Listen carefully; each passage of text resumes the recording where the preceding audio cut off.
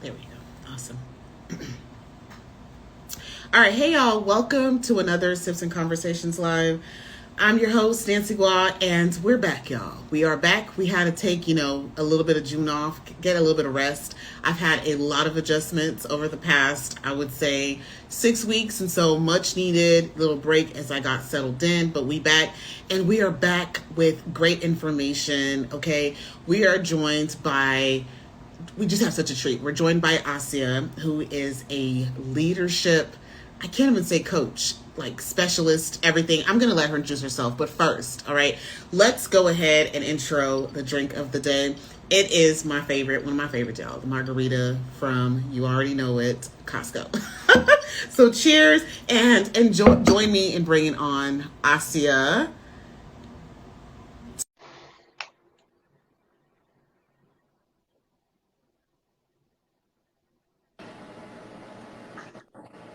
Hey, Hey. Hello, how, hello. how are you? I am well. How are you? Let me see I if am this doing lighting's good.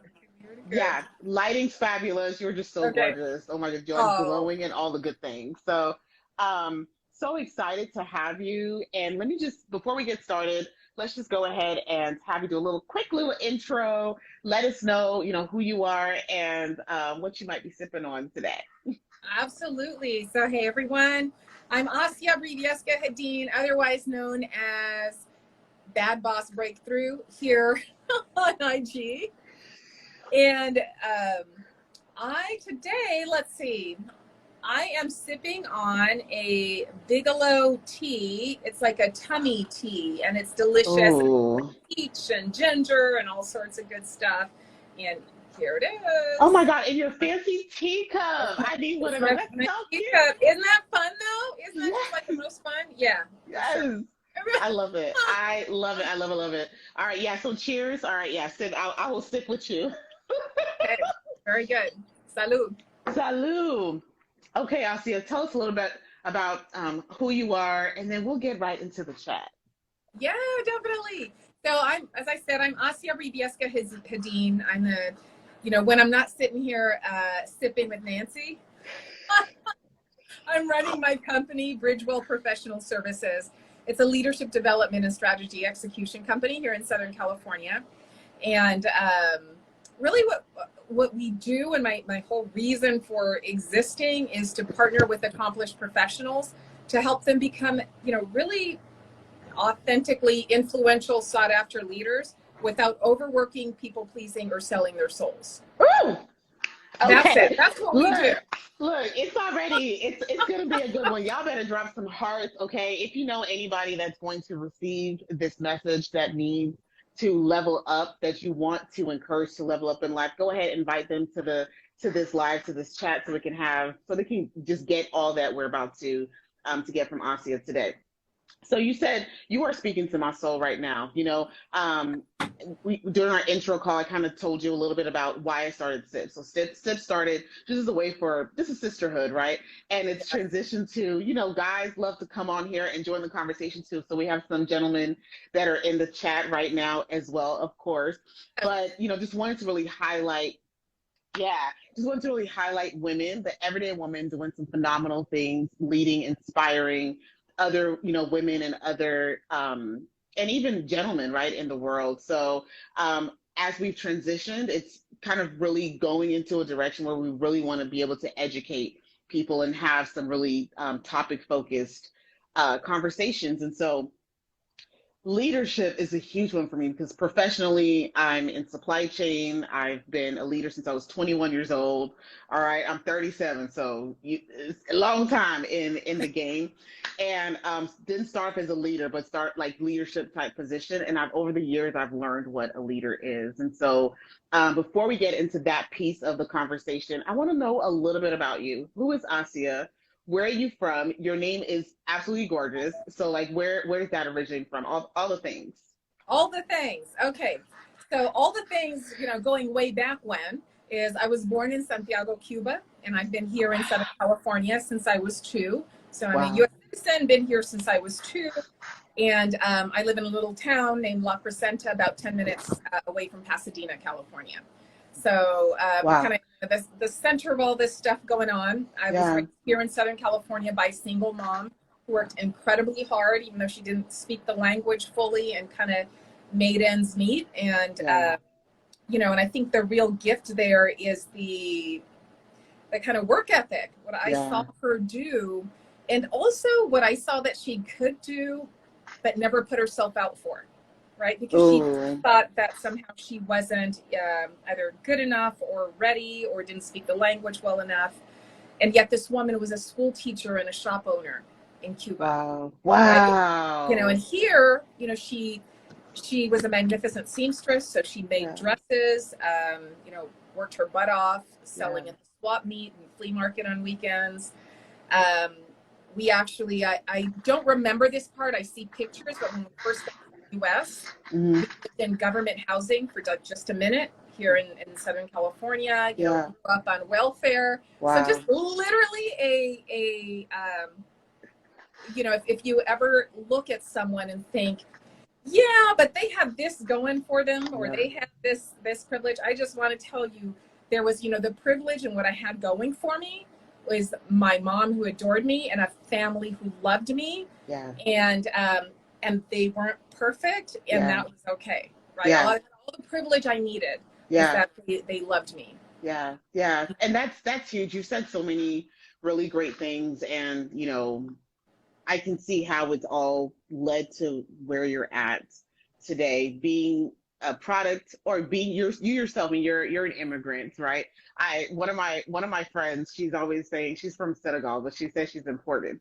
So like us immigrants, I used to say that too. I'm like, I'm imported.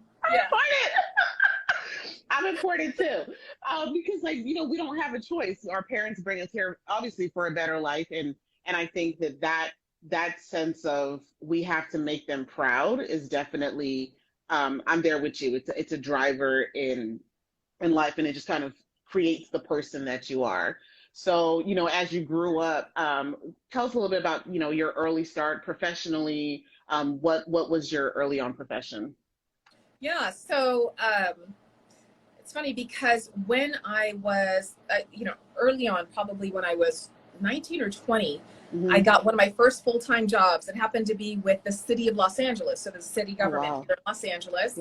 I was very fortunate. I didn't know it at the time. You know how sometimes things are just by happenstance. Like I almost didn't take the task because I was out with at a party with friends and a cute boy the night before. When I said, oh, I can go home early because I have this test early tomorrow morning.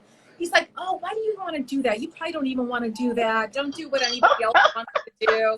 Yeah, all this stuff, right? And y'all stay away from boys, okay? If anybody's on here, 18 years old, 19-year-old, don't listen to them. They will stray you the wrong way. Literally.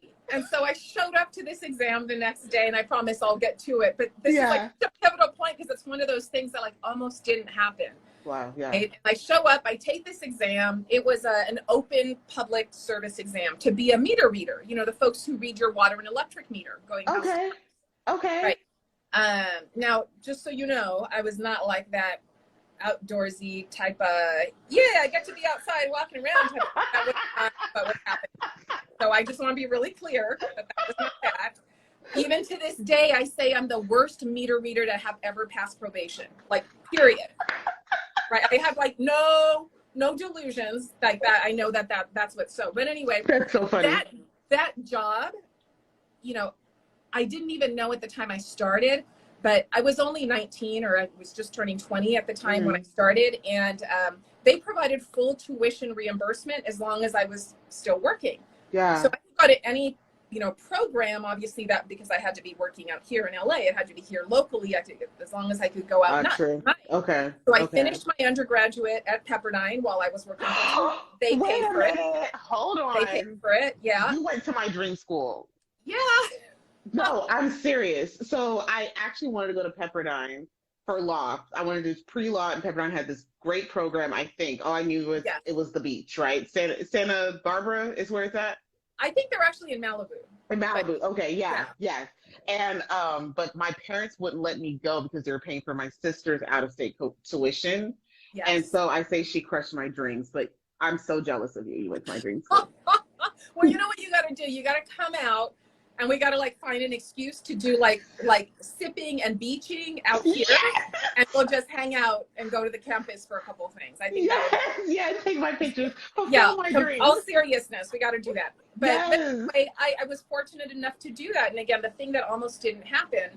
So I got that, you know, that degree, and then I went on, and I'm like, well, I'm still working here, so I decided to get a master's degree. So I went to USC and got a master in public administration. Nice. And then while I was at USC getting my MPA, I heard about something called management consulting, and I was like, what is that? Yeah. Like, it's kind of fancy and kind of know-it-all-y. Yeah. You know, like supposedly it paid well. Yeah. So I did more research, and I found out that the shortest path to get into one of the big consulting firms was to get an MBA. Yeah. And so, so that's what I did. I went ahead and applied, found this great group. For you guys who are on that track, looking to get an MBA, I encourage you to check out the Consortium for Graduate Study in Management. They help really just fill some of the top schools with top talent. Wow. That is not that is fully diverse and not necessarily the norm. So it was just and you can just Google that, I'm assuming. Like, you Google can look it up. Yeah, I think it's cgsm.org, I believe, but you can just Google the Consortium for Graduate Study in Management. Incredible organization, full scholarship. So for the first time in my life, I got to go to school full time without working. I'd never not worked before. Wow. So at the age of, I think it was 25 or 26 when I went to business school, I got to work without, you know, to go to school without working. And I took advantage of everything. Like, I took every course that involved international travel. I got into student government. I actually ran and was, you know, the student body president for the School of Business and Accounting. Like, it was amazing. Like, it was a dream experience. And then I went into management consulting. I joined Ernst & Young, and that started my career, really getting a chance to see inside of a bunch of different organizations, but also partner with leaders and senior executives, right? To really help them bring their ideas to fruition, right? Because it's one thing, like, great ideas, unfortunately, even though it doesn't feel like it, are a dime a dozen. They really are a dime a dozen. But what I find is that the gold really lives in the execution. So whether you can take that idea and then turn it into what you need it to look like in order for it to deliver the benefit to the organization that the organization was after, or that the team needed, or you know, the client needed, et cetera. So that was it. That's how it all started, right? Through hearing about this kind of know-it-all sounding career path, deciding to get an MBA, finding and getting to work for Ernst & Young. Wow. And I loved every moment. Yeah, I loved every moment of it. Until being on a plane every week wasn't as fancy as I had imagined. Yeah, true. Once I was having kids. Yeah. Oh, those humans. They have a way of reprioritizing things. God, They make life really simple for us. Yeah, they do. Yeah, so that is it. Kind of like that started everything. And what I've liked most since then is just seeing that the actual chosen solution is a lot less important. Yeah. I know this is going to sound weird, but it's a lot less important than people think it is. And what's more important is whether the people involved in bringing that strategy or intention or transformation to fruition actually think they can make it happen. Man, mindset, right? Yes. Like, your most valuable asset is literally, it lives in here, and it lives in here, that belief and the mindset. So perfect timing to just kind of dive into what you, like, how did you transition into that becoming your business? Hopefully I'm saying that. Am I making sense at this point? Because I've been up for a long time. Okay. Well, I always had like the little bit of a benefit, like, you know how there are some roles that give you an opportunity to probably have a lot more influence than your title would suggest. Yes. So I ended up having an opportunity to be in roles like that kind of throughout my career. Mm-hmm. So what that meant is that I got to see a lot of what worked and a lot of what didn't. Like, I got to see the folks who, for all intents and purposes, were kind of like in consulting. They were selling the work, but as I put it, they were leaving a wake of bodies in their path. Like, you know, they weren't strategic or effective when it came to managing their teams and their resources. And you know, so you can see all those, the kind of mishaps or the fails. Yes, yes, yes, yes, yes. And so it's interesting that you say that because a lot of times I always say this, people get into roles of significance not understanding the true impact, right? So more so it's, hey, I want this fancy schmancy title. I want to come in and pop my chest out and say, this is who I am, listen to me. But they don't really understand the ramifications behind how you can directly impact someone, like literally the trajectory of someone else's life. And so I love the fact that you kind of really said that. Yeah, and it's funny, Nancy, that you say they're not funny. Like, it's actually Yeah, somewhat tragic, because I yeah. think that people come into this idea that they want to be a leader, right? They Hmm. think that means a title, and I'll come back to that in a second, because that's not Yeah, what that yeah, means. Right? But being a leader is not about you. yep, And that is the biggest myth, that being a yep, leader is about you. yep, You know, that you're about something. That's not what it is. Being yep. a leader is about whether you can elicit the best from yourself and others towards a common goal. Yes, It's not about you throwing around weight. It's not about yes, you throwing around title or dollars or budget or anything else like that. It never has been. It yeah, is literally, whether you are the intern or you are the board president, it is about, are you able to bring your best, first of all, like get out yep, of your own head and your own yep, nonsense. yep, And then from that place, also be able to encourage others to do the same and yeah, actually see their brilliance, see their best, and pull them towards what we're trying to do together, right? yeah, yeah, You know, just yeah, propel us towards that thing. That's why it doesn't matter what the title is. yep, So a leader is just someone who elicits the best from themselves and others towards a common goal. yes, Never about a title, never yes, about the budget, never about the yes, span of control or number of direct reports or anything else yeah, like that. And yep, it's funny because people will go through, I'm telling you, they will go through something to get themselves to this title that they think will then have them feel confident or legit or competent or worthy. yeah, And now that I work so often with senior leaders and incredibly accomplished professionals, the title was never it. It was yeah. never about the title. And you know why we know that? Why I can Why? say that without any doubt? How? Why? Because they get the title and they Yep, still feel self-doubt, unworthy, incompetent, like imposters. Like, you know, I'm like, come on, it was never about the title. You just thought that once you had the title, you know, other people would either respect you or see you in a different light, and then you could see yourself in a different light. yep, That was always an option, yep, yep. you know? Yeah, yeah, no, no, like hands down. And what got you to a point where you were able to see that gap? Sorry, real quick, Kathleen said it's not the title, it's the person. Yeah, hands down. Yeah. Yes. What got you to be able to see, like, what in your during your time at E&Y, what got you to that point to see this entire gap, right? And Yeah. how did you feel like that became now your new mission in life? And it actually started, it wasn't while I was at Ernst & Young. You know, and I left Okay. Ernst & Young, and I, you know, because I had kids, and I was in real estate for a while, but I ultimately went back to doing that type of internal consulting work. So, Yeah. you know, I worked with a couple of large entertainment companies, which I won't name, but you can probably fill in the gaps. And then, You're better than me. I be name dropping all day. Like, and it's a little just salt and pepper. funny because I remember, and now even back to Ernst & Young, but I remember, you know, this one woman in particular, I think she was just a senior consultant at the time. She was like so powerful. Every place that she showed up, she asked the most amazing strategic questions, because she wasn't asking to try to look good. She was asking to try to be of service. Yeah. And her name is Shannon. And Shannon, you probably won't know I'm talking about you, but I always thought you were amazing. Yeah. So in case she's watching. Yeah. But, Hey, Shannon girl. yeah, but that, I think she's one of those folks, you know, there's some folks that stand out in your head who like solidified for me that it was never about the title or the level.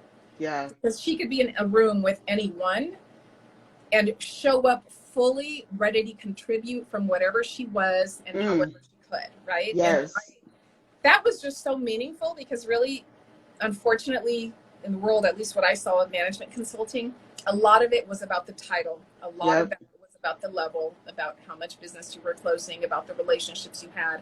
Now, I'm not saying that those things are still not meaningful or important, but rather they weren't what was going to define how Shannon was able to contribute. Yeah. So what are the top characteristics of a leader? Obviously, you mentioned it, someone that is a servant. Yeah. What Here's else? the thing. So here's Yeah. the challenge when people ask me what are like the top leadership competencies or something like that. Yeah. It's that when we hear it as then a yardstick against which to measure ourselves and find ourselves coming up short. I'm really big on that. Oh, that's Everything good. starts with values. So Yeah. my framework that I use, I have this 3-pillar framework. It always starts with self-mastery.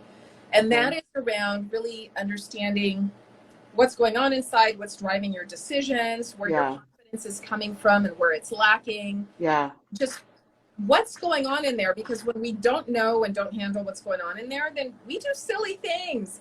Yeah. We make decisions based on ego. We're constantly reactive, and it's never about the bigger picture or the intention. It's always about, well, how am I going to look? What are they going to think about me? Am I going to be embarrassed? Because we have such a strange relationship with either what we believe to be other people's judgment or failure or embarrassment or any of those things. Yep. So we kind of you kind of got to handle that first before you can decide who you want to be as a leader.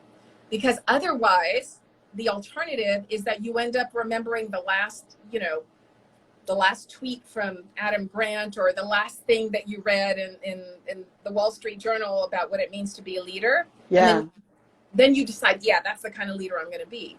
But the reality is that's not how that works, right?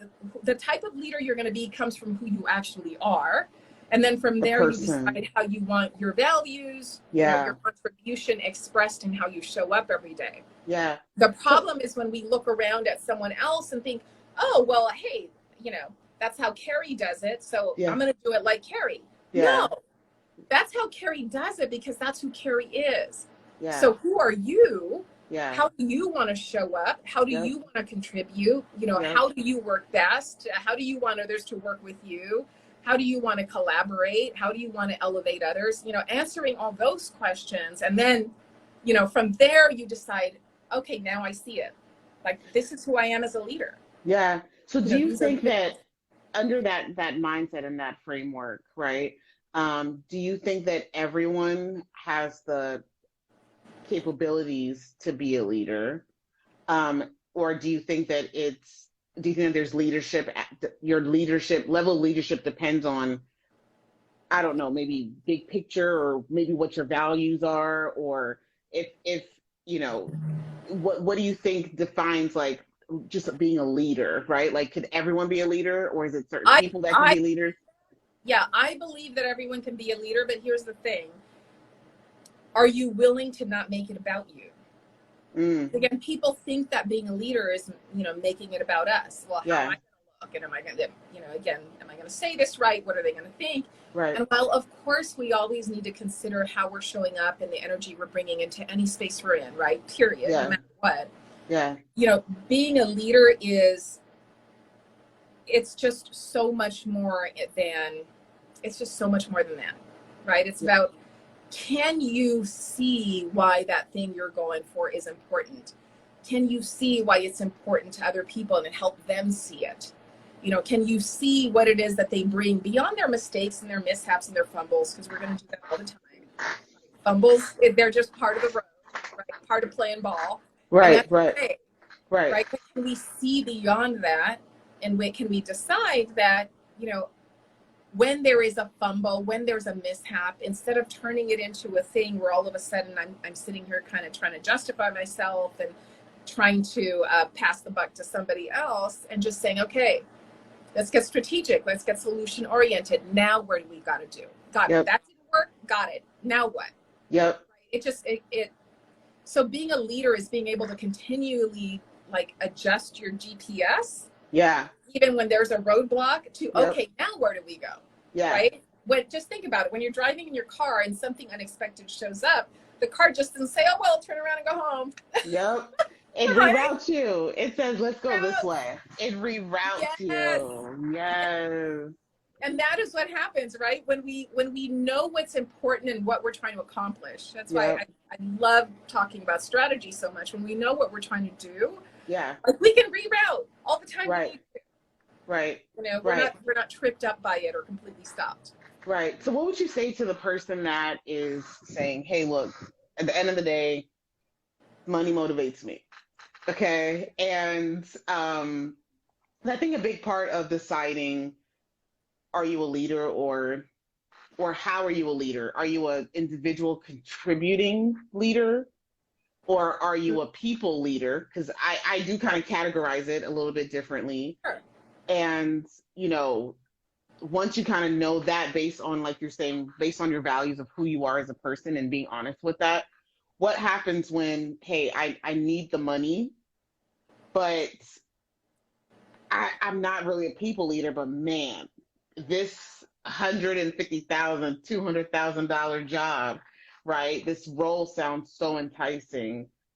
What do you do when you know that you wouldn't be able to do your team service by stepping into that role?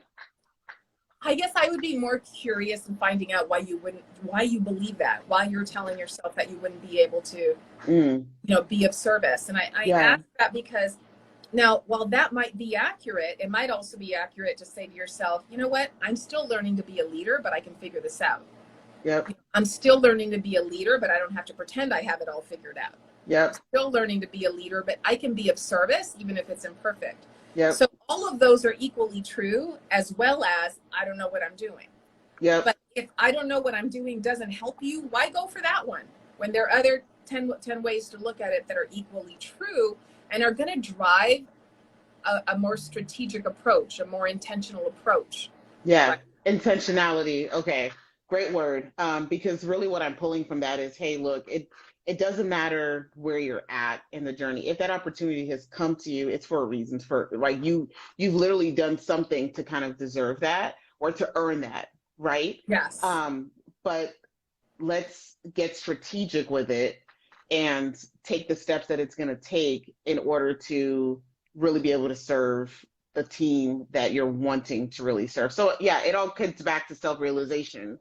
So what would you say maybe for that leader that is struggling with leadership and has not gotten to the point of self-realization yet, but nothing's really going right for them? Yeah. It all starts with values, right? It kind of goes back to that. Goes back to that, yeah. I believe that. Because, you know, if things are not going according to plan, sometimes we're pretty clear why. Yeah. Right? But we're not necessarily willing to have the humility and the honesty with ourselves. The H word. Yeah. To just be with, like, you know what? I have royally screwed this up this last couple of years. Yeah. But you know what? You know better, you do better. Yeah. Today I know better. Now what do I need to do? Yeah. How can I clean this up? Yeah. How can I start to create relationships? How can I actually be more team and outcome focused instead of me focused? Yeah. Right. So that there are all these questions that you now, if you're willing to be real with yourself, that you're now equipped to grapple with and to be like, okay, now what does this mean? Yep. You know, how do I work best? How do they work best? Where do I go from here? Yeah. What conversations can we have? And the thing is, here's the thing sometimes with leaders who are really struggling, they think that they have to do it alone. And often because they think there's something to prove.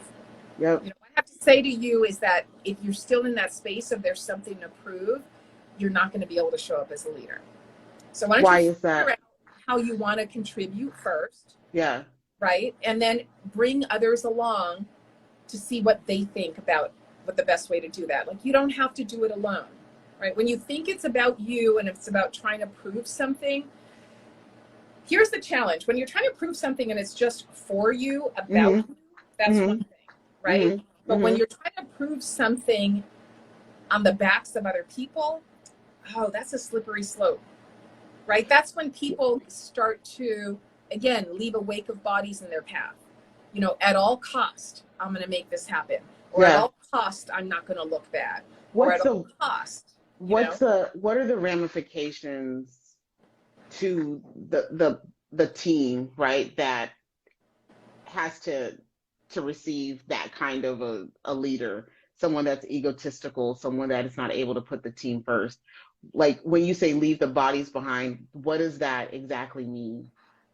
Yeah, I mean, well, unfortunately, most of us have probably had the experience of a less than ideal boss. Right? Yeah. Probably have the experience of a less than ideal boss, and it might have been for many reasons. It might not have been their ego. It might have been their competence or something like that, right? Mm-hmm. But a common setback among bad bosses is believing that admitting fallibility means something about them. Mm-hmm. Right? That everybody's looking to them for the answer. Everybody's looking to them to get it right or to look good. And I guess I really wish they would be aware or recognize of that impact on the team, which is what that means is they're not allowing the team the opportunity to feel safe, to contribute, to feel safe making mistakes, to feel safe growing. And think about it for a second. When all of your time is spent on pretense, trying to guard yourself from like either criticism or whatever else you think is going on there, right? When all your time is spent in that space, there's not as much left over for innovation, for creativity, for collaboration, for inspiration, right? There's so much less cognitive ability left. When, you know, half of it or more is sucked up in pretense and wondering, what are they going to think about me? Am I going to say this right? How can I look good? How can I have the last word? You know, that kind of thing. You really nailed it on the head there in speaking about safety. And it's important to create a safe space for your team to feel like they can contribute, to feel like they can mess up. Like, mess ups are okay, you know. And one thing that I've seen, and I try to be careful of how I speak, because I'm currently in a workplace, and I would hate for someone to kind of, come across this and feel as though it's a negative, anything I say is just any kind of negative comment. But, one thing that I have noticed, just in general in the workspace, right, is the bodies that are kind of left behind from the bad boss there's a lack of confidence, right? The lack of being able to feel safe causes a lack of confidence. And that actually brings them to, when someone does see that they are valuable, they question that, right? They have that sense of, no, that can't be me. They can't even speak up. They can't even voice their opinions anymore, right? And it kind of leads to something that I've seen on your website, discussing imposter syndrome. And so I really want to just kind of hit on that just a little bit. What is imposter syndrome, and how do we really kind of get to that space from your professional experience, and from a coachability type perspective, and how do we kind of overcome imposter syndrome? Yeah. So imposter syndrome simply is when you believe that even what you've already accomplished, what you have, you didn't actually earn, and you're not confident enough to have. But people just don't know it, and any moment the rug's going to be pulled out from under you. Like it's literally that experience that even what you've already earned, you didn't deserve. Right? That's really harsh. Now, we all have some sense of self-doubt, right? Self-doubt is just part of being human. It's not a problem. Okay, good. That feels good. Okay, I'm normal. You're normal. As long as you have a brain and it's turned on, self-doubt is going to be there, and that's okay. Okay. I think, what I like to bring people to is that self-doubt is always going to be there. It doesn't always need to be what's driving your decisions and how you show up. Right? But it can always be there. Okay. Right? How can self-doubt drive decisions and how a person shows up? Well, there is, and I know I could have drawn it on the board, but I might actually do that. Yeah. Here are a couple things. Here, let me see if I still, yeah, it's a dry erase. So this is the way that I look at what drives our decisions. Okay. So at the bottom, we often have fear and survival. Okay. Yep. And that's typically, I call that the concerned citizen. Oh, this is backwards. So I don't know. No. Let me see. Okay. Yeah, I don't know. I don't want to mess It's with fine. that. So Yeah, you guys it's know fine. that says fear and survival. Fear and we'll survival. leave it Yeah. at that.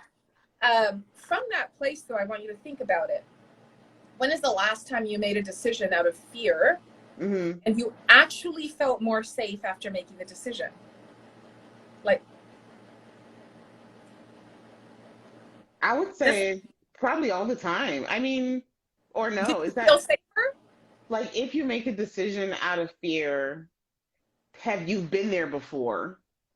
I can't, I don't know if I've made a decision out of fear because I do try to challenge myself.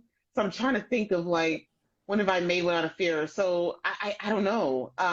But in my mind, if I make a decision out of fear, then it means that I've been there before. I'm not pushing myself. And so, yeah, I'm familiar with that place, right?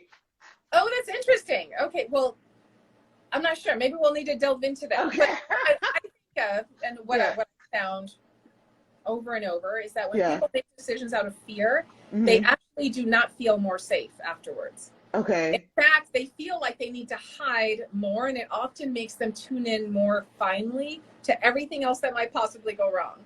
Mm. So the decision made out of fear, unfortunately, rarely has somebody feel more safe because that decision, the thinking that led to the decision is compromised. Yeah. We just don't know Yeah. it's compromised. Yeah. We think we're being safe. Yeah. I'm not Okay. going to apply for that job. Yeah. We think Yeah. that's keeping us safe. Yeah. I'm not going to say anything. We think Yeah. that's keeping us safe. Yeah. And then you end up hating yourself. You're like, why did I do that? We all regret it. Yeah, you regret it. Yeah, we all Yeah. But so however, whatever's going on when we're making decisions and driving our thinking really Yeah. is what is the determinant of the quality of our thinking. And the quality of our thinking really, really matters. And I'll tell you, because when you think about it, let's say you walk into a room. So one of the talks I sometimes do is creating confidence when you're the first or only. And I think that's a kind of important conversation to be having. Hold on. What does that mean? We're going to come back to that. Okay. Yeah. Because here's the thing. You can walk into a room Mm-hmm. and think, they don't, and it may all be true. They don't want me here. Yeah. They can't wait to see me fail. Yeah. Yeah. They don't respect me. And Yeah. maybe it's all true. Yeah. But I want now, if you pause for a second, what kind of action might come from they don't want me here? Or they If don't I feel like someone doesn't want me here, I'm gonna kind of go into my shell. I'm not gonna be outspoken, right? I'm really not gonna shine. I'm not gonna give you what my thought processes are, even if I think I have a good idea, but you don't really want me here. So I'm not gonna share anything. Yes, exactly. There's a certain set of decisions that fall out of it. And now if you think, let's say all those things were still true, right? Yeah. Maybe they don't want you there. Maybe you're surrounded by a-holes. Let's be honest. Yeah. But on the other side is you're also curious about, I wonder how we can get through that last roadblock on this project or initiative. Mm-hmm. Wonder how we can push this past the finish line faster. Mm-hmm. Oh, so you can get out of there. So, think about that. Okay. Right. So when you walk in again, same environment, but you're now approaching it from a place of curiosity versus a place of fear. What about me, or I need to stay safe. The outcomes are different because all of a sudden you're asking yourself good questions. You're like, oh, well, maybe this time we can try to staff it differently. Maybe this time we can do that. Yeah. So again, we got strategic about it. Yeah. About what's driving our decisions versus reacting to whatever we think other people are thinking. Or whatever we think other people are saying, or whatever other people actually are saying. But again, we get to decide in that moment. Do you want your decisions driven Yeah. by the haters? Yeah. Or do you want your decisions driven by your intentions and what you're trying to make happen, the impact you want to have, or even just the project you want to add to your LinkedIn? Like, you want to finish the Yeah. project, so you can Yeah. add it to your So, LinkedIn. yeah. Yeah? Yeah. I've got a family member that's currently going through that right now.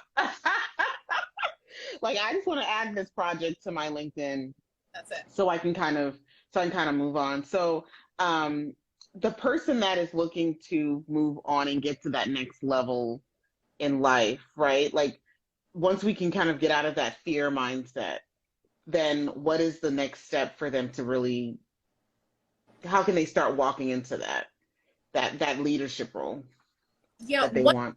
So my recommendation, again, that next step after fear, Mm-hmm. is actually when you're kind of focusing on ego. So you're no longer trying to hide anything like that, Okay. but rather your focus is on, well, how can I look good? How can I accomplish this, that, or the other? How can I get the validation? Yeah. And while it's not ideal, it is definitely a step up from fear, because you're taking into account more of what's actually happening in the environment. The challenge is that it's a pretty reactive place to be, because how you show up is always going to be dependent on how other people are behaving, right? And do we really want how we show up dependent on how other people are behaving, how they're responding to us, if they're being nice, if they're being welcoming, you know? Yeah. I have so something just happened to me today, in the office. I'm a supply chain manager by profession, right? And so I'm a Black woman in supply chain. Okay.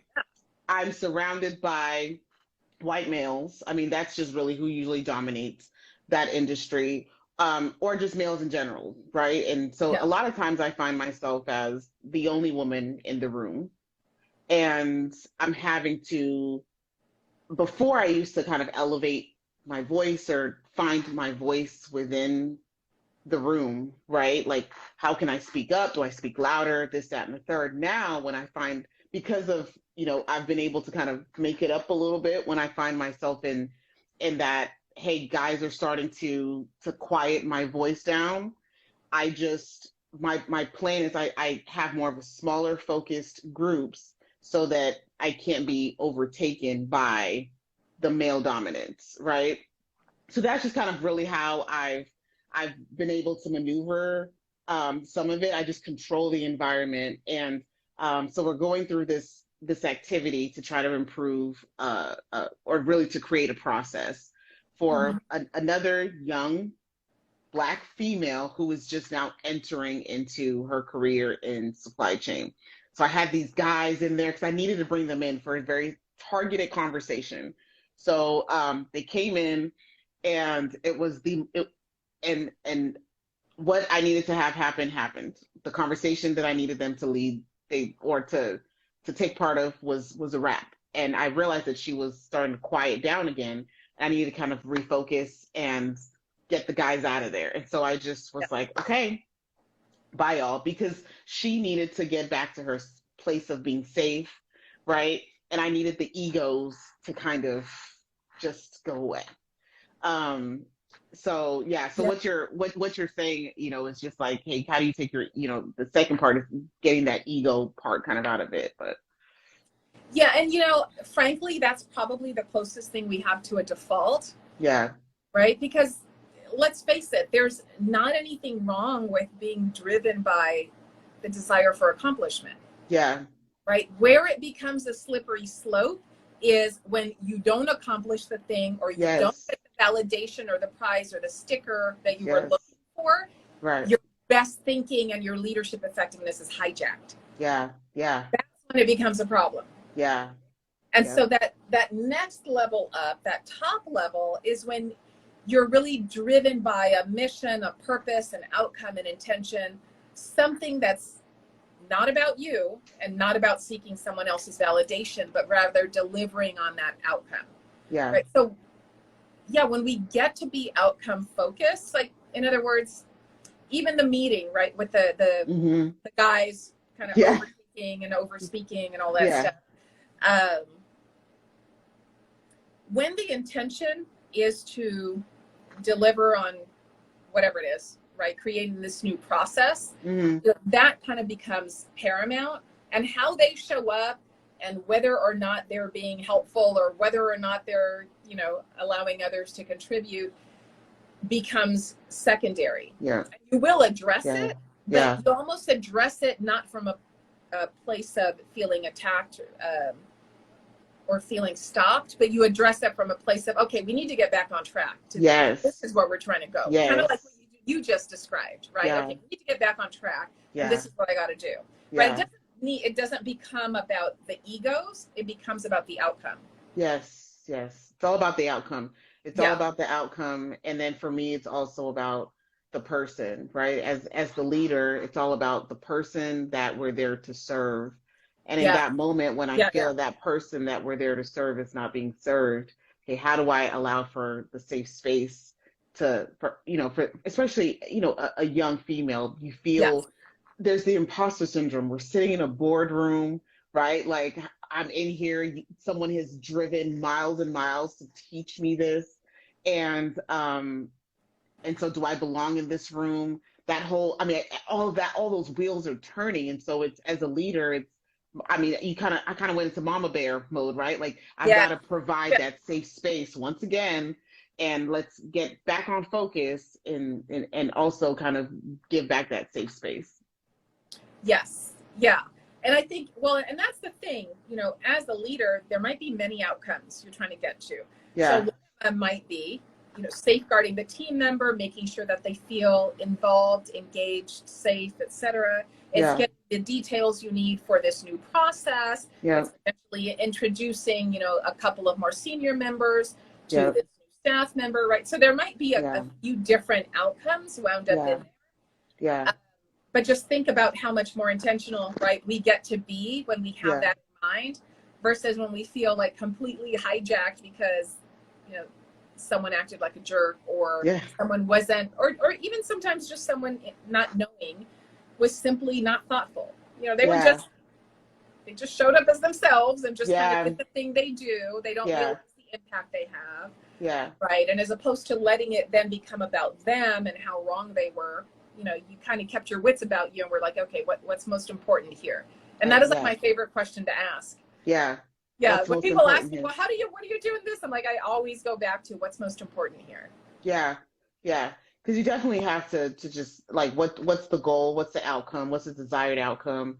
That way, and then keep everything on track so you can kind of hold people accountable. So, I would like you to kind of walk us through your process, right? If I were to come to you today and I'm like, you know what, Asia, I'm struggling as a leader. And, what is the process of kind of onboarding, and what does that process look like? And do you work with individuals primarily, or do you usually work with corporations? I work with both. I work with individuals. Okay. I work with organizations, through sponsoring or hiring companies. And I also do group programs that individuals can join or that companies can send their people to. Yeah. But really my process, as I call it, my leadership framework, it's really 3 pillars. And I call it the intentional leadership framework, right? Not very creative, but. Yeah, I love it. It's great. It's great. So, intentional leadership framework. That's it. Yeah. Everything starts with values. So again, it's kind of 3 pillars if you want to think of it that way. The first pillar is that self-mastery, because that's actually where you get to see what's happening with your self-perception and self-awareness, understand what's driving your decisions, and whether that's what you want driving your decisions, right? Yep. What your leadership default is to gain some visibility and awareness into that. Once you have some really solid perspective, and that's also where we deal with confidence. So I want to touch on that for a moment, because, for example, my group program always starts with a leadership confidence intensive weekend, right? Because that is, you get to lift off the blinders, erase the blind spots, or the blind spots, and actually make some really quick forward movement in that space. I'm sorry, you were going to ask something about that, so. Well, sorry, you had said, my mind is like, I lose focus because then I get right back drawn in. But I had a moment, it's gone. I had a momentary question and it's gone because then I got right back into the conversation. Okay. I'm so terrible about that. No. So that is that self-mastery. And again, I think what's most important there is being able to really separate our confidence from being dependent on how other people are showing up and whether they're behaving the way we want them to behave.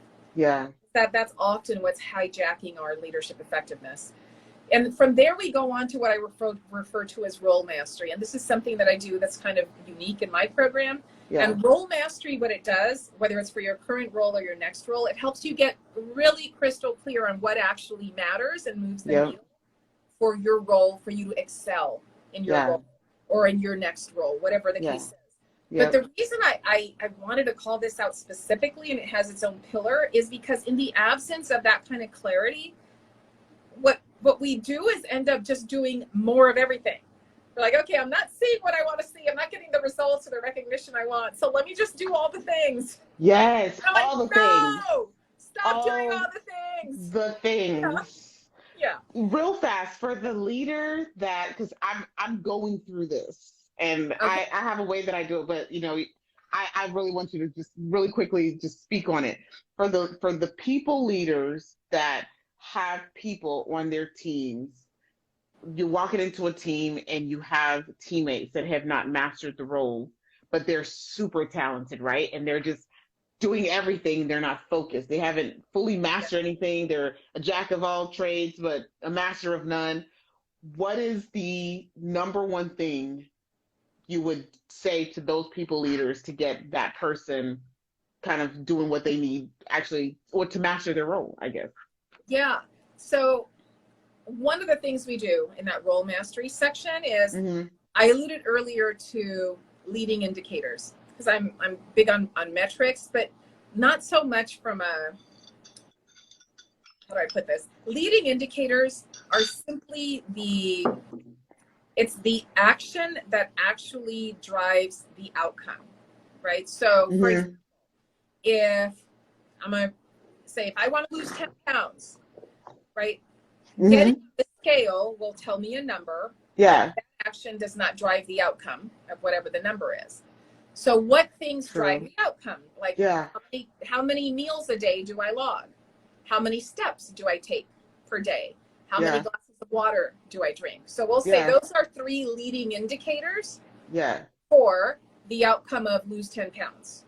Yeah. Right? So all things I need to do more of, by the way. Well, it's the things, they are the things that actually move the needle on the outcome we want, right? Yeah. So what I would ask the leader is, what is the outcome you want? Because that's the first thing you need to know. So what is that person here for? Yes. And what are the activities that actually move the needle to get to that outcome that they're here for? Yes. So it's actually much more straightforward than people think it is. Yes. But we don't always break it down in that way. Like if you think about it, that's pretty straightforward. Yes. What are they here for? Yep. Right? Yep. And then what are the things that actually count towards what they're here for? You may find of the 12 things they're responsible for, only 3 of them are actually leading indicators. Yep. Only 1 of them is actually a leading indicator. And the mistake people make is they think that the outcome is the indicator. Yep. No. Kind of like if I'm a fundraiser, how many dollars I raised is not the leading indicator. Yep. How many dollars I raised is just the outcome or the result.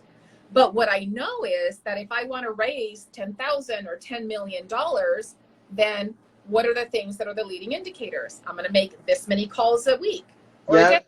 I'm going to go to this many networking events a month.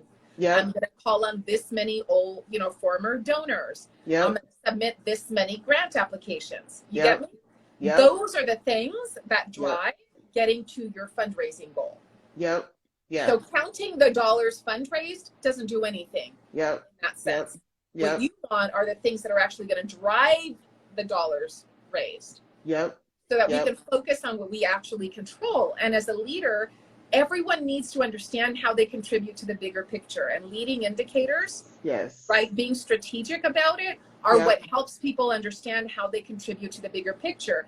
Because all of a sudden, what they do matters. And it's crystal clear. that what they do matters. Like, oh, I know that if I submit 2 grant applications this month, it could make this kind of difference. Like, I don't know what it is, but I also know that if I can get more efficient and submit 4, that has a different type of income. Right? Yeah. So, yeah.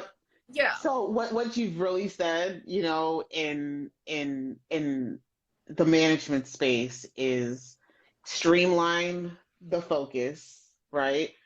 Focus on how do you streamline that? Like, what is the role? Define the role, roles, responsibilities, expectations, streamline that focus, and then establish good KPIs that allow that person to really have that target. What am I after? How am I being measured? How do I measure myself? And you know, and I think allow the person to help in that process of streamlining their role, establishing their KPIs, really allows for ownership, right? Yes. And it requires a conversation because people don't naturally think in that way. They think of, oh, well, this is the goal I'm trying to get. No, the goal is get a new job. But the leading indicator is, again, how many networking events did I go to? How many informational interview requests did I make this week? How many new introduction requests did I make on LinkedIn? How many, you know what I'm saying? How many applications did I submit? How many resume customizations did I create? So all the things that actually make the difference and that you control. Because you don't control if somebody says yes or no. But you do control those leading indicators. And that's why you're golden. Oh my goodness. Can I just carry you around ever with me?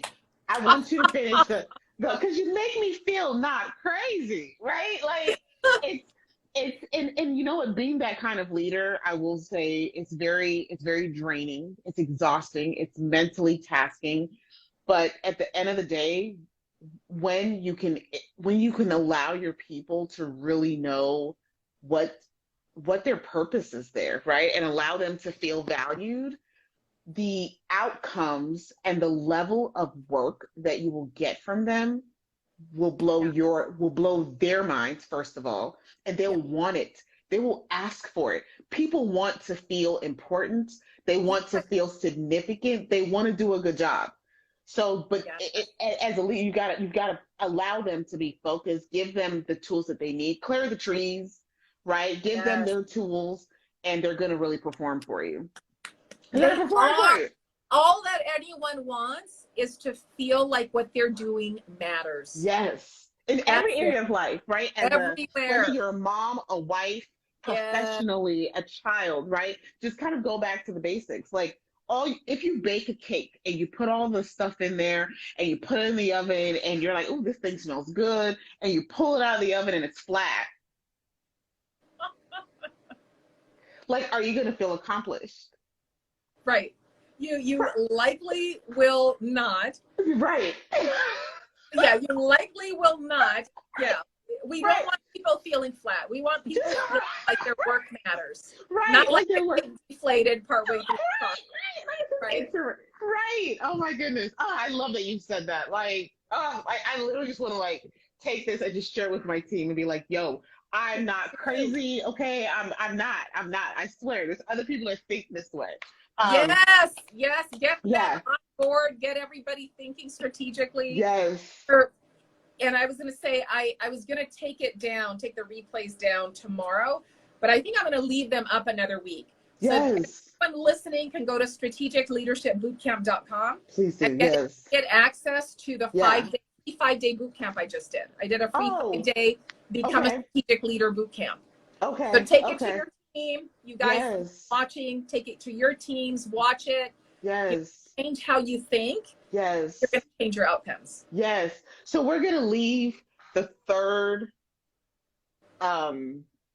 pillar. Do you want to say it or do you want to? No, let's go ahead and say it, because when this replays potentially, it may not. The third pillar, actually super straightforward. It is your leadership goal. So that's leadership goal mastery. And what that means is that at that point, that's where you distinguish who you want to be as a leader, you know, what other people can depend on you for, Yeah. what you are and are not willing to, unfortunately, tolerate and Yep. look for in a team. Yep. Right? Because we got to be honest. We can't say we're a nurturing leader and then want to strangle somebody when they ask us a question. And there's nothing wrong with being like, I'm the kind of person who wants people to be industrious. There's nothing wrong with that, but you got to be honest and own it. Yeah. You know, and that's also where you create a strategic plan for your career and a failure plan. Because we gotta break that our wonky relationship with failure. We are so funny about failure. We Failure. Failure. You can't become the best version of yourself if you do not first fall at least once. Yes, it takes failing to learn. Otherwise, you just did something. You didn't learn something. Yeah, he didn't learn anything. Oh my goodness. Okay, so. I'm sorry. I'm kind of running over a little bit on your time. I know we're over. I try to keep my promise, but this is just so good. It's just like it's my passion, my baby. I'm so big about just speaking on leadership and what does leadership mean, right? And how do we become the best version of ourselves as leaders in every area of our lives? Definitely professionally, I think it's an area that people don't really take the time to fully develop. So I love what you're doing. I love your mission. I love your purpose. And before we leave today, you have to leave us with, I asked everyone this question. Yeah. You know, if you're not to give any piece of advice, except for one, what would that one piece of advice be in life? If you were not allowed to give any piece but one. Any other, just one piece of advice, what is that going to be? You get to decide what's driving your thinking and your decisions. So you can either let the haters drive your decisions, or you can let your goals, your intentions, and your higher purpose, and the just amazing, human being and gift from God you are, be deciding how you show up. Yes. You decide. Yes, you decide. You got the power, you decide. I love it. We cannot, we just couldn't even end this any better way. So let's real quick, tell everybody where to find you on social, shout out your website, all that good jazz, and anything that you have coming up. Yeah, absolutely. So first off, because I'm going to take it down soon, go to strategicleadershipbootcamp.com. You can watch the whole replay. You can watch them on double speed. It's only 30 minutes a day, so super easy. It was a free 5-day boot camp. And find me on LinkedIn. That's where I'm super active on LinkedIn. I'm always there. I do a free event every month on LinkedIn, a free live event. I'm following y'all. Okay, so I'll be at the next one. Yes. Be at that with my leadership series. Yes. And, just reach out and connect. I'm always up to talk all things leadership and in particularly empowerment and in particular for women. Yes. Love it. Thank you so much for just sharing your light, sharing your knowledge, sharing just your just like positive energy and reinforcement and thought process with us today. Y'all look out for this when we go live on YouTube.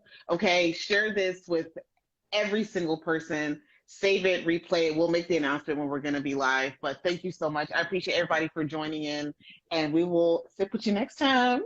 Bye. Cheers. Salud. Salud. Bye. Bye.